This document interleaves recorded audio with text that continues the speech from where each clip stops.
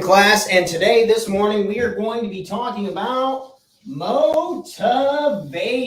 Classic. Are you internally, intrinsically, or externally motivated? Find out more on why one's a lot more important than the other on this morning's show. Cheers, friends. Let's get it rocking and rolling. Financially free and enjoy more of what the world has to offer. This action one, because this is where most human beings screw the pooch. So a little one-person trampoline, very I screen shared it. Like, there's no excuse. Like, phone numbers are just out there. You just got to pick up the phone, smile, and dial. Good morning, and welcome back to another episode of the Talk Tanner Morning Show, where we go over tips, tricks, ideas, and exercises to help make you the absolute best entrepreneur you can be, not only for yourself, but for the people you love and care about most. This week, we're kind of on the theme of entrepreneurship, helping entrepreneurs, helping myself, and it's pretty wild. So we're going to be talking about motivation. I'm going to get to that in a minute. Good morning. But really, I want to stop watching motivational videos and I want to start consuming other ideas of content. And I thought sharing this message and understanding the different types of motivation, I think, can help people situate themselves in a position to where they don't need motivation, and we can inspire to do the things that we love more consistently without reminders, right? We shouldn't need a reminder to do what it is that we want to do. I would argue that we probably aren't doing something that it is that we truly want to be doing if we need to be reminded. This argument I can see in my own work. I can see from past jobs and the difference in my past jobs to what it is that I'm doing a day. I don't need a reminder to come and do this show in the morning. I don't need a reminder to go show up for my coaching sessions. I don't need a reminder to read these exercise books, to create these exercises, to do this, because I absolutely love this shit. We were talking about yesterday how influential it can be to work on passion projects that you really absolutely love, and how you're able to work 7 days a week. So really today, I want to challenge the types of motivation that we have in our lives. What's the good balance for the two? And we're going to go ahead, and you can see the two little headliners above me. We have intrinsic motivation and external motivation. Let's kind of get to the two types. So before we get to the chalkboard, to explain, we're gonna write out a few notes on the two different types of motivation that I believe we come into contact most. I'm sure if you pulled out any psychology book, or if you really went online, did your digging, there'd be more. But I think they boil down to two things. Your motivation either comes intrinsically, first, from within, from something that resides within you, something that you truly want to do, or it comes externally from other people, your peers. You can think of, what's a good example? Kids will study really hard for tests because they have the pressure of they don't want to get a bad grade. You see people because their parents would disapprove of them, et cetera, et cetera. Or you have someone who's working overtime nonstop for a job that they don't give a shit about because their boss says you have to meet a certain deadline, and if you want a promotion, if you want to be up for talks with the promotion. So the external pressure, so they're externally motivated, versus intrinsically it comes from within, and it's just like genuinely what you want to do, and you don't need to be reminded. So let's go ahead and let's hop up to the chalkboard right now. Let's make sure that my thing's working. Okay, intrinsic versus external motivation. What are some signs of intrinsic motivation? So self-sustaining.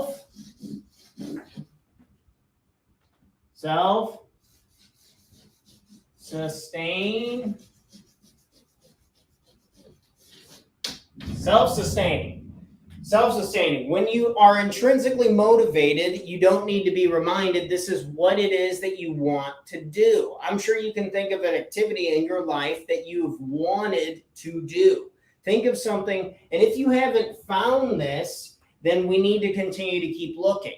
I think there's a classic example of like how far do I go to try and find something that it is that I absolutely love, that I want to do, that I don't need to be reminded, that I'm going to consume a crap load of it with or without being reminded. And that is, how many times, how many tries would you give your kid a chance to walk? Would you stop at 2? Would you stop at 4? Would you stop at 10? Be like, oh, yep, you gave 10 tries, man. You're not going to walk, little Timmy. You're just not going to get to. I'm sorry. So how many tries are you going to give to try and find what it is that you really want to do? And it's funny how this kind of continues to peel back layer by layer by layer. Because say right now we have 2 businesses that I absolutely love. We have the real estate company and we have the coaching company.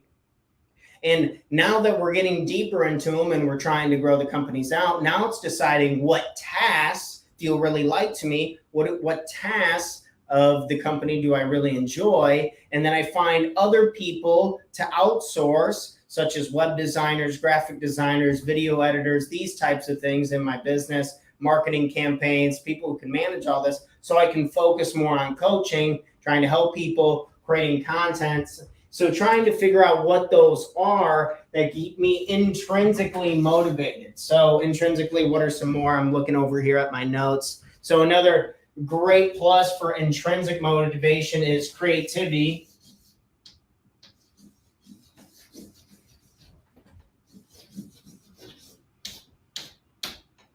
Creativity, when we have autonomy and we are in the driver's seat and we get to kind of choose what it is that we're doing, I think it's a lot easier to hold intrinsic motivation to enhance our creativity, right? On to the next one. It's greater perseverance. Push through. We'll just say long term. Long term. Long term. So when you are intrinsically motivated, when you are motivated within, when you want to do something, when you are pulled to do something, when you think of your favorite topic, such as mine right now is clearly personal development. This is what we're running and raving about all the time. So long term, I can keep doing this for a very long period of time. When you look at any really successful business, it seems like they've just been doing it for a long time, right? They've been the biggest real estate agents that I ever met, the biggest insurance brokers I ever met, financial advisors I've gotten to meet, people have just built out this one web design company that I met, they've taken on thousands of clients and they've been doing it for plus 25 years. So we got to be able to do this stuff for a long time if you want massive amounts of growth. I want a really big company. I want lots of coaches under me, and I want us to be helping thousands of people. And in order to do that, we're probably going to have to do this for a really, really long time. And I think we need to be intrinsically motivated, like this is the only thing that I really want to do. I'm more excited about this than anything else in my life, work-wise, right? Still balancing my family and my friends and my relationships with what it is I want to do for work, but thinking long-term. So what are some examples for external motivation? So you can think of the external motivations as the tagline for this video was stop watching motivational videos because they don't really bring you anything long-term, but they do have, nothing is completely bad. Nothing's completely good, right? There's always some pros and cons. So just to go over a few of them. So for external motivation under the notes, I did put down that sorry, I got to scroll a little bit.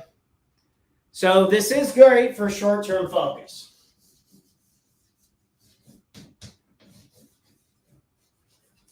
Short-term focus. So we talked about the kid who's studying really hard for the exam that wants to get a good grade because he doesn't want his parents to hate him or think he's a loser or whatever it is. Short-term focus can sometimes be really good when you have no movement at all, when you're not doing anything with your life and you need something external for people to put pressure on you. For an example would be, say, an older teen, or I remember one of my friends, he was having a really hard time. He was just sad all the time. And his parents told him, they're like, you have to get a job or we will kick you out. You're 25 years old. If you don't get a job, we will kick you out. That is an example of external motivation when someone's really low on something. Turns out he needed therapy and he started going to therapy and he started figuring out what it was. And then I got the privilege of starting to work with him, doing some brainstorming sessions. And we actually found where his internal motivation was. So you can see how sometimes the external forces can sometimes push you into the right direction. So I don't want to discredit it completely, but it is short term versus if you want to be really good at anything, you have to do it for a long time on the intrinsic side. But just getting things going, short-term motivation can sometimes be pretty helpful. Really, the ideal situation, I'm looking over here at my notes here on the other monitor, but just reliance on, there's something about external motivation from like a community standpoint that I do really like.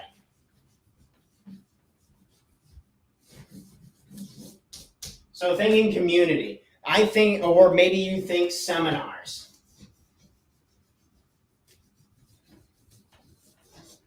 So the combination with something at like a seminar, which I've spent a decent amount of money on these things, like going to them. I've done a lot more online boot camps and I paid money for that kind of stuff versus anything. But those seminars, when you're immersed, so Tony Robbins always talks about, granted, he sells millions of dollars worth of seminars. So sometimes take what he says with a grain of salt, but he's always like, you got to come to my boot camps because how did you learn language? Immersion and getting around it and just hearing people talk about it. And I think that externally, sometimes with community and doing things like seminars, workshops, coaching, therapy, just getting yourself into it, I think can be really helpful. So if you have no motivation and you're not really sure where to start intrinsically, first I would say you need to do my 6-week personal development course to really dig down on what it is you want and why you want it, because that's really how you find intrinsic motivation. If you don't want to do that, then you can do something like go to a community, join community there's tons of communities on social media. You can do some type of seminar. You can do some type of workshops. You can just meet with somebody who's already doing what it is that you want to do and start talking to them. Just get in the game, somehow communicate with them, be like, is there anything I can do to help you? Or what it is that I can do short term right here, right now, to hold myself accountable to take action on what it is that I want to do and what I want to get done. So external motivation, some of the pros would probably be short-term focus. If you just need a little bit of spurt, so you take the first step, but just realize that this stuff fades. This stuff doesn't, if you truly do not want to do something, you will not do it. If you want to do something deep in your bones, you will do it. We just have to figure out what that is, what that really looks like for you. What is self-sustaining? What gets your creativity going through the roof? And what do you see yourself wanting to do long-term? These are really tough questions to ask. Sorry, I got our cat here. Everyone say good morning to Cleo. Hey, Cleo. Our point here today was to really figure out and write down the things that get us the most motivated, what it is that we truly want to do. I think external motivation it's like medication in a lot of, like, it's just curing symptoms. It's not like curing the actual problem, versus intrinsic motivation that really helps cure like the deep problem of what it is that we want. So what is the whole point of this life thing? If I can go on a little rant this morning with that, if you'll humor me. I think that when we find something that we truly want to do, when we find something that gets us really excited and it's in sight, we have it in our vision, we have goals written down for it, we understand our values, we understand our purpose, and we're just going towards it. You literally don't even have to be there. Like, I have all my goals and where I want to go and the structure and the size of this coaching company. I don't have it yet, but I'm working towards it. And the fact that I can see it and I know deep down that I'm getting closer to it, Like, I believe that feeling of getting closer is all people really want. Because if I just got there to the goal, then it wouldn't really mean anything because it didn't take very long. I didn't work very hard, yada, et cetera, et cetera. Like, we want to be challenged. We want to push ourselves. We want to have hard times. We want to suffer, as long as the suffering and the challenges are in alignment with what it is that we really want. I think that being in pain and working hard and all of these things that we were just talking about, they make so much sense of why the happiest people on the planet are the ones who came from nothing and built these massive things, massive companies, systems, businesses that help a ton of people, because they've come so far and they can really see it. And I think that's what I want more than anything. I think that's what I'd imagine you want more than anything. I don't know. Reach out to me and tell me what you want.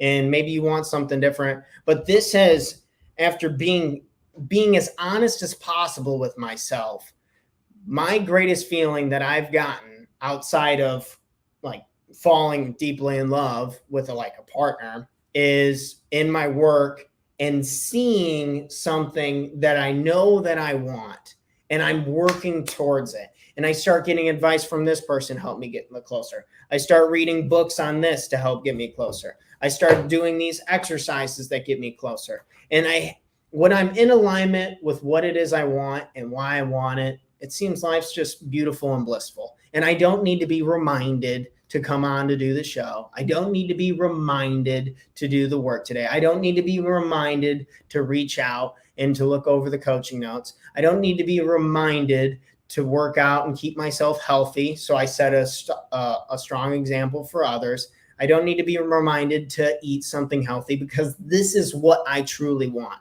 And the hardships of it and the beautiful satisfaction of getting it done, those are all the benefits of being intrinsically motivated. So if anything, we got any takeaways here today, I would say try your best